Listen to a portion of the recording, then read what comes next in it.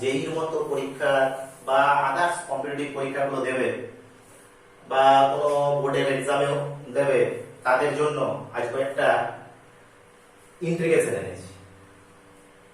এর আগের দিন লিমিকের এটা করেছিলাম, অনেকে কমেন্ট করেছো, একজন কমেন্ট করেছে স্যার আমার এত বেশি সূত্র যদি মনে রাখতে হয়, তো বলি ভাই সূত্র তো কিছু মনে রাখতেই হবে তোমাকে, কারণ সূত্র ছাড়া তো আর অঙ্ক হবে না। আজকেও সেরকম কিছু ইন্টিগ্রেশন যাতে তোমরা সহজে কুইক তাড়াতাড়ি করে নিতে পারো। সমস্ত ইন্টিগ্রেশন যেগুলো যেইতে আসে বা আদার্স পরীক্ষায় আছে সবগুলোই যে তুমি কুইক করে দেবে এমন তো নয়। তো কিছু অঙ্ক যদি আমি তাড়াতাড়ি করে নিতে পারি তাহলে আমার একটা অ্যাডভান্টেজ থাকে। সেক্ষেত্রে অ্যাডভান্টেজটা আমি একটা পাই। আমার অ্যাডভান্টেজটা হচ্ছে অন্য অঙ্কগুলো করতে আমি সুবিধা পাবো। যাই হোক, ধরো এই টাইপের একটা ইন্টিগ্রেশন, এই ইন্টিগ্রেশনটা একটু সমস্যা। হ্যাঁ, তো আমরা কি করি না, এই ইন্টিগ্রেশনটার ক্ষেত্রে একটা সূত্র মনে রাখি। এই অঙ্কটার ক্ষেত্রেও সূত্রটাই আমরা কিন্তু মনে রাখবো। এটা আংশিক সমাকলনের একটা বিশেষ প্রয়োগ। সূত্রটাকে আমরা কিভাবে মনে রাখবো, সেক্ষেত্রে আমরা কিভাবে মনে রাখি, তাই তো a square plus b square a f of x minus f dot x। এই জায়গাটা একটু আমরা অন্যভাবে মনে রাখি, কিন্তু আমি বলছি এইভাবে মনে রাখবে সুবিধা হবে। এখানে f of x মানে এই ফাংশনটা, তাহলে এই ক্ষেত্রে নিশ্চয়ই বুঝতে পারো অঙ্ক তো আমার হয়ে গেছে। 3 স্কয়ার 3 3 9, 5 স্কয়ার 5 5 25, 9 প্লাস 25।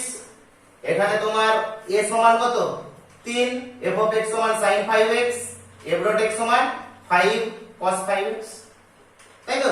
তাহলে e to the power 3x 34, 3 sin 5x 5 cos।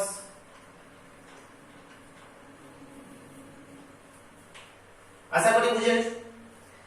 এরপরে দেখো আরেকটা অঙ্ক, সেটা হচ্ছে ধরো এই টাইপের integration x to the power 4 sin x dx বা x to the power 4 cos x dx ও থাকতে পারে, কোনো ব্যাপার নেই। এই ইন্টিগ্রেশনটা আমি করব কি করে, এই ইন্টিগ্রেশনটা খুবই সহজ। এটা x টু দি পাওয়ার 4, এই যে অংশটা দেখতে পাচ্ছ তোমরা এটাকে ডেরিভেটিভ করে করে যাও। কত দূর করবে, কনস্ট্যান্ট টার্ম যতক্ষণ না আসে। তারপরটা কত হবে 3x কিউব না 4x কিউব, তাই তো। তারপরটা 12x স্কয়ার, তারপরটা 24x, তারপরটা 24। আর কিন্তু আমার দরকার নেই। প্রথমে একটা প্লাস চিহ্ন দাও, তারপরে মাইনাস, তারপরটা প্লাস, তারপরটা মাইনাস, তারপরটা প্লাস, ঠিক আছে। প্লাস মাইনাস এভাবে।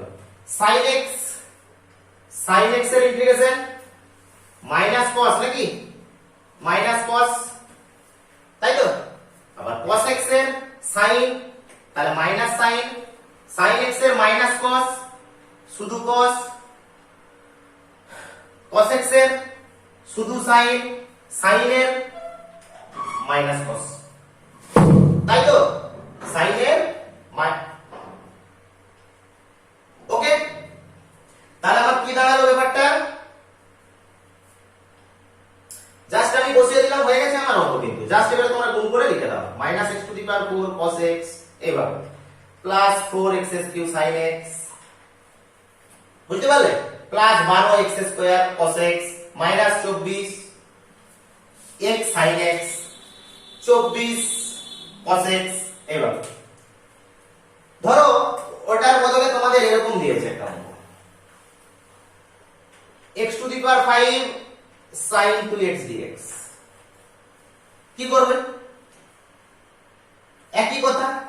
প্রথমে x to the power 5 x to the power 4 20x cube 60x square 120x 120, বাকিটা আমার আর বলার কিছু নেই। Plus minus plus minus plus minus sin 2x কত হয় মাইনাস cos 2x বাই 2, তাই তো। তারপরে এটাকে করব, করলে কত হবে না মাইনাস sin 2x বাই 4, তাই তো। তারপর আবার যদি এটাকে করি কি হবে, sin মানে মাইনাস, sin মানে cos, মাইনাস মাইনাস মাইনাসে প্লাস, cos 2x বাই 4 দুগুণে 8, তাই তো? তারপর এটা sin 2x বাই 16, তাই তো? sin এর জন্য মাইনাস cos 2x 32, তারপরটা minus sin 2x minus sin 2x 64। বাস সাজিয়ে লিখে দাও, হয়ে গেছে। নেক্সট একটা যদি আমি ইন্টিগ্রেশন দেখাই, প্রথমে একটা সোজা ইন্টিগ্রেশন দেখাচ্ছি। ধরো dx x square plus 4x plus 5। Sir এটা কি ব্যাপার, আমি তো এমনিতেই করে দিতে পারবো, কিছু ব্যাপারই নেই এটা, তো এসেই যাবে, আমি করে দিতে পারবো, আমি জানি, কিন্তু আমি এটা সোজা দিয়ে দেখাচ্ছি। এটাকে সবসময় ax square plus bx plus c equal to 0 এই আকারে যদি আমি এটাকে ভাবি বা c এর আকারে ভাবি, তাহলে a সমান আমার 1, b সমান আমার 4 আর c সমান আমার 5। এবার একটা সূত্র হলো b square minus 4ac, quadratic ইকুয়েশনের নেচার কি রকম হয়, তারটা নিরূপক ডিসক্রিমিন্যান্ট, তাহলে সেটাকে ঘুরিয়ে লিখব 4ac মাইনাস b স্কয়ার। তাহলে 4ac মাইনাস b স্কয়ার হলে দেখো 4 ইনটু 1 ইনটু 5 4 4 এ 16, 20 মাইনাস 16 4 গ্রেটার দেন 0। এটা মনে রাখবে, যদি গ্রেটার দেন 0 না হতো, লেস দেন 0 হতো, তাহলেও কি হয় আমি দেখাচ্ছি। আগে গ্রেটার দেন 0টা যদি আমি বলি, তাহলে গ্রেটার দেন 0। এবার যদি এটা হয়ে যায় 2 root over 4ac minus b square tan inverse derivative of x square 4x plus 5 divided by 4ac minus b square plus 6। এই অঙ্কটা হয়তো একটু সময় লাগছে বা বুঝতে একটু কষ্ট হচ্ছে, এইটা যখন তুমি শিখে যাবে এরকম টাইপের অঙ্কগুলো কিন্তু তুমি খুব দ্রুত করতে পারবে। নেক্সট তাহলে এটা আমার তো 4 বেরিয়েছিল, 4 এর মানে 2, 2/2 tan ইনভার্স ddx করলে এটা ভাঙলে কত হবে 2x 4, নিচেটা কত হবে 2, 2 বাদ দিয়ে দাও, এটাকে তো 1 হয়ে যাচ্ছে, tan inverse x plus 2 plus 6,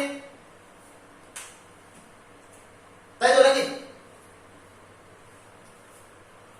এবার দেখো, ধরো এই অঙ্কটাকে আমি যদি একটু বড় একটা অন্য অঙ্ক তোমাদের দেখাই, ধরো dx 5x square plus 6x plus 5, মনে করো এটা, তাহলে আমার abc তো বুঝতেই পারছি, লিখার কোনো দরকারই নাই, এটা আমার বার করতে হবে।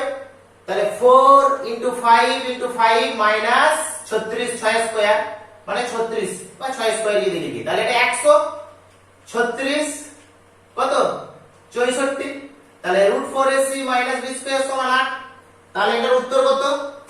সূত্র কি 1/8 হয়ে গেল।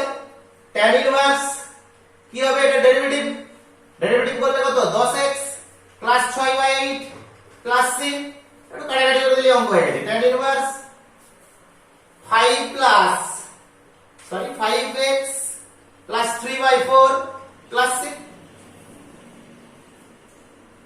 ওকে, অঙ্ক আমার হয়ে গেছে। কিন্তু ধরো আমার এই অঙ্কটা যদি এরকম থাকতো, তখন কি হতো 1/3 plus 2x minus x square dx, যদি এটা থাকতো, ব্যাপারটা তো কিছুই নয়, ব্যাপারটা একই। তাহলে 4ac মাইনাস b স্কয়ার করলে কত হচ্ছে দেখো 4 into 3 into minus 1 minus 12 minus 4 minus 16, তাহলে আমার গ্রেটার দেন 0 কিন্তু নেই, লেস দেন 0 হয়ে গেছে। ঠিক আছে, যদি লেস দেন 0 হয়ে যায় সূত্র 1/√ওভার অফ মড অফ ওটা, অর্থাৎ পজিটিভ ভ্যালুটা নেব সোজা কথায়, লগ অফ, এখানে হবে ছোট স্মল আর একটা বিগ আছে, ছোটই লিখছি আমি, ছোট আর বড়, এটা মড হবে তো প্লাস c। কথা হচ্ছে ছোট আর বড়টা কি, ছোট আর বড়টা আছে সেটা কি বলছি, এই যে যেটা দেয়া থাকবে এটা ফ্যাক্টর করবে, এই ফ্যাক্টরের যে টার্মটা ছোট সেটা উপরে হবে, যে টার্মটা বড় সোজা কথাই সেটা নিচে হবে। তাহলে এক্ষেত্রে আমি যদি এটা করে দিই 3 plus 2x minus x square, তাহলে দেখো মাইনাস কমন নিলে x square minus 2x plus 3, তাহলে x প্লাস 1 আর x মাইনাস 2 না কত, x মাইনাস 2 নয় 3। তাহলে এক্ষেত্রে ছোট কোনটা না, যেহেতু সামনে নেগেটিভ আছে তার মানে এটাই ছোট হবে। ওকে, x প্লাস 1 টাই ছোট হবে। মনে রাখবে যখন নেগেটিভ থাকবে তখন যেটা তুমি বড় চোখে দেখো সেটাই ছোট, এটা আমরা জানি যদি। তাহলে এটার ভ্যালু কত, 1 এর 4 তো, বাস log mod of x plus 1 x minus 3 plus 3। এই টাইপের অঙ্ক তুমি যে কোনো বইয়ে অনেক পাবে, তুমি কিন্তু মুখে মুখে বলতে পারবে, সমস্ত অঙ্কগুলোই মুখে মুখে বলতে পারবে একটু যদি প্র্যাকটিস রাখো। একটু শুধু এই জায়গাটা খেয়াল রাখলে হচ্ছে। যাই হোক, আমি এখানে কোয়াড্রেটিক ইকুয়েশন দিয়ে যে দুটো অঙ্ক, দুটো টাইপের অঙ্ক আমি দুটোই তোমাদেরকে দেখালাম। এবার একটা যদি নির্দিষ্ট সমাকলন আমি দেখাই, ধরো এই টাইপের অঙ্ক, এটা বা কসও হতে পারে, কোনো ব্যাপার নেই, কসও হতে পারে, ঠিক আছে। আমি এটাই দেখাচ্ছি, বলছি এটা মান কত, এটা মান তো খুবই সোজা হয়ে গেছে, বস মান কমপ্লিট ইন্টিগ্রেশন 8 এর 15 কিভাবে হলো। অ্যাকচুয়ালি এটা একটা থিওরি আছে, তোমরা যারা আরিহান্তের বই ফলো করো সেখানেও পেয়ে যাবে, উইলসের থিওরি বলে একটা থিওরি আছে, বা রিডাকশন ফর্মুলার ধারণা যদি কারো ঠিকঠাক থাকে সেও এটা বুঝতে পারবে। যাই হোক, আমার অত জানার দরকার নেই, শুধু আমি এখন যেটুকু জানলে হবে সেটুকুই জানো। এখানে 5 থেকে 1 বিয়োগ 4, 4 থেকে 1 বিয়োগ 3, 3 থেকে 1 বিয়োগ 2, 2 থেকে 1 বিয়োগ 1, আর উপরে কিছু নাই 1, 1 থেকে 1 বিয়োগ 0 এটা লিখে ফেলবে না, ওটাই 1। তাহলে এটা কত হলো, 8 এর 15। এবার যদি এটা আবার কি অযুগ্ম, তো যদি একটা যুগ্ম থাকতো, এই তো মনে হতো যদি যুগ্ম থাকতো তাহলে কি হতো, এটা তো তোমরা নিজেরাই পারবে, 6, 5, 4, 3, 2, 1, তাই তো। যুগ্ম হওয়া মানে এর সঙ্গে একটা π/2, এর সঙ্গে একটা π/2, তাহলে হইবে। তাহলে আমার কত হবে, এটা ক্যালকুলেশন করে নাও, 5, 2 দুগুণে 4, 4 4 16, আরো গুণ করতে পারো 5/32, ঠিক আছে। আবার দেখো মনে রাখবে কসের ক্ষেত্রেও যদি এটা কস হয় তাহলে কিন্তু এই সূত্রটাই অ্যাপ্লাই হবে, যদি এটা কস হয় তাহলেও কিন্তু এই সূত্রটাও অ্যাপ্লাই হবে, ঠিক আছে। এবার আরেকটা জিনিস দেখাচ্ছি,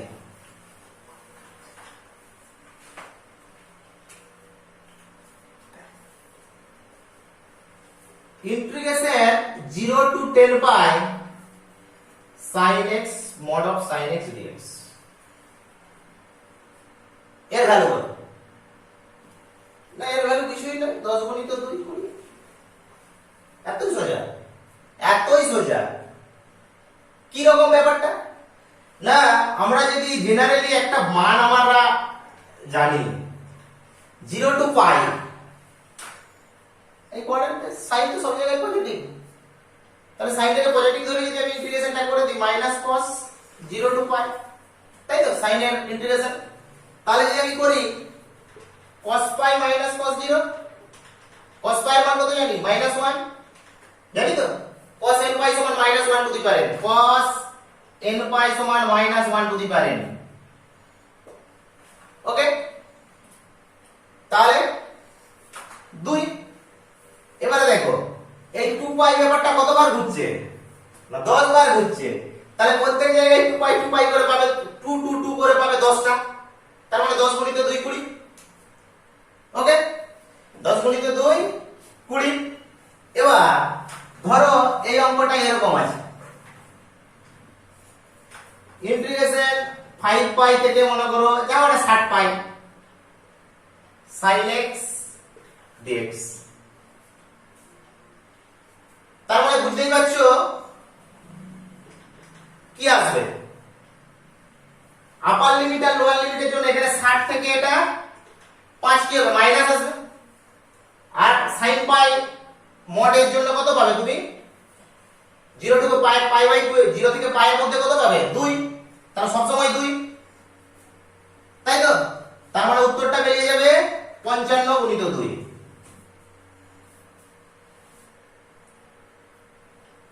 এবার দেখো যদি দেখো এরকম থাকে 0 টু 23 পাই থাকে, এরকম অঙ্ক থাকে,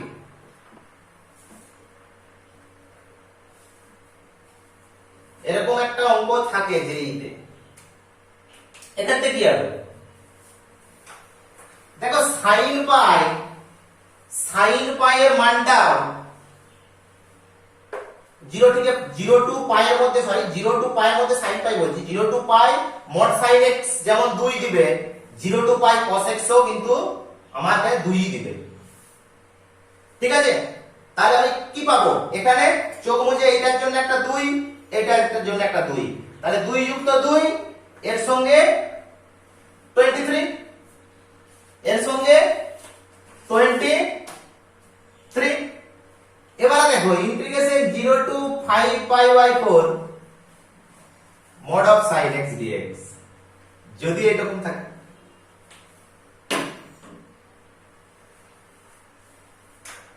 সবসময় মনে রাখবে এটাকে আমাকে যে কোনো ভাবে পাই আকারে আনতে হবে, এটাই হচ্ছে লজিক।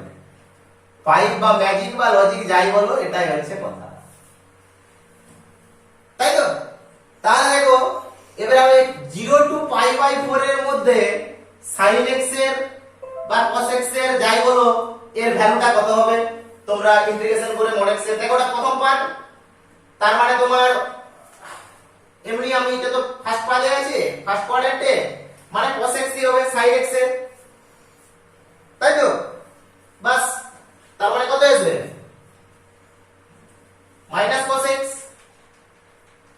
0 টু পাই বাই 4, মান বসিয়ে দাও, তাহলে 0 টু পাই বাই 4 মান বসিয়ে দিলে কত হয়,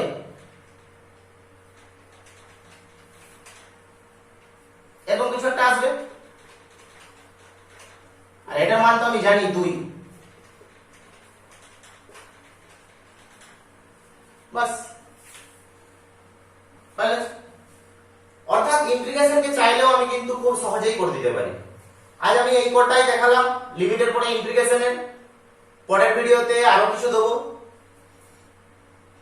আমার চ্যানেল অবশ্যই তোমরা দেখো, ভালো লাগলে কমেন্ট করবে, সাবস্ক্রাইব করবে, লাইক শেয়ার করবে এবং অবশ্যই পড়াশোনা করবে। ধন্যবাদ।